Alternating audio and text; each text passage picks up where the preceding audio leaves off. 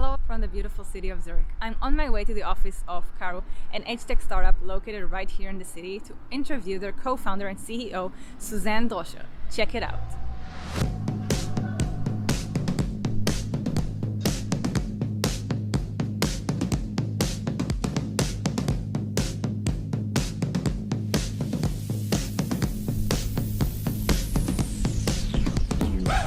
Really nice. Can I press it? Sure. Du hast keine Neunachricht. Oh, this is a touch sensor? Du hast keine Neunachricht. It does. I don't have to press it. Okay. Hi everyone. I'm here with Susanne Droescher, co-founder of Caru. Susanne, tell us a little bit about your company. Yeah, Caru is a startup. We have been founded 2.5 years ago, and since then we are working in the field of age tech. And our passion is to bring safety to all the adults and to all those people that they don't use screen-based devices, because we believe that that's how we bring autonomy to them, and that's in the end what all of us we desire the most in life, to live autonomously. And we do that by connecting people with their families, caregivers, service providers, and by that really making them an active part of society. Are you already on the market? Can I buy this product? You could if you were running a care institution. So currently we are in the B2B business, and we launched beginning of this year. So we have first institutions equipped in Switzerland and Germany that use the device in their independent living facilities and care homes. And what's your background? What made you start this company? I did a PhD in physics, so I'm more from the technical side. My co-founder is also from the technical side, but both of us, we were convinced that this market of age tech in the end is super exciting. It's growing, it's already huge, and there has not been much done for elderly people with technology. So we got fascinated by it, and we started out by interviewing lots of people, more than 500 stakeholders by now, from the care sector, carers, caregivers, relatives and elderly people, to understand really what is their issues, what does their day look like, and what are the challenges that we could help to tackle. Okay, and we have the device actually right here. Do you want to do a quick demo? So imagine for a moment that I'm not feeling well, I have a bellyache, and I really want my daughter to come over, bring some medicine and help me up. So I call in German, Hilfe, Hilfe. Du wünschst Hilfe? In Kürze beginnt dein Anruf. Drücke lange, um den Anruf zu stoppen. Hey. This is Andreas. What happened?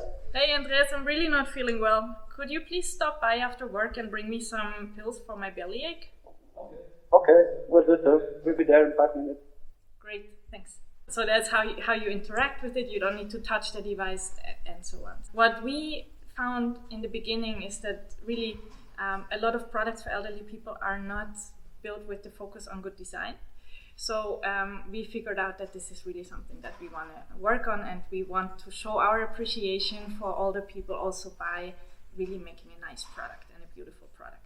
That is, on top, very simple to use, because that's the other thing that we figured out. It needs to be, from the UX point of view, just very natural to steer it and control it. And that's why we chose this extremely simple voice interaction to control the device. And on the other hand, you can also interact with the device by pushing this button.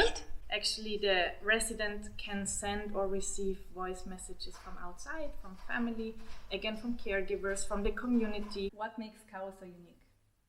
So when we started to think about what Caru would be, we thought that the ideal solution was actually a flatmate moving into this older person's apartment. And of course you interact with other people through voice, so then we decided it has to have a voice interface.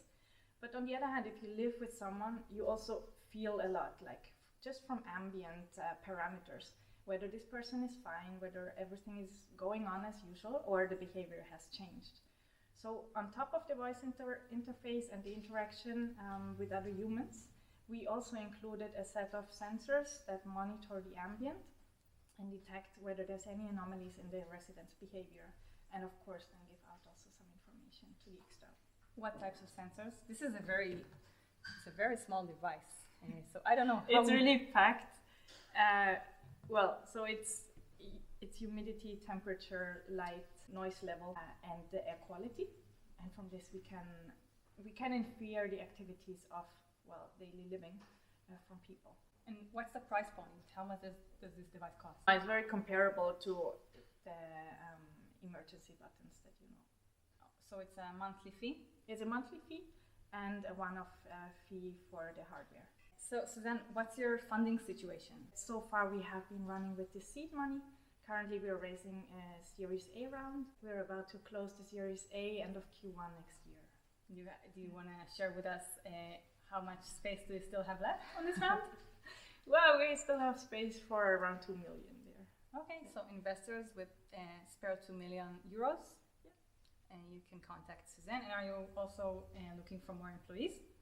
Sure, we are about to increase the team, especially on the tech side right now, and then following that on the market side, the more we go into the market. We plan to grow the team both here in Switzerland, but also in Croatia, where we plan to set up the development part. So currently we're running out of Zurich and Croatia. We have one employee also in the Philippines.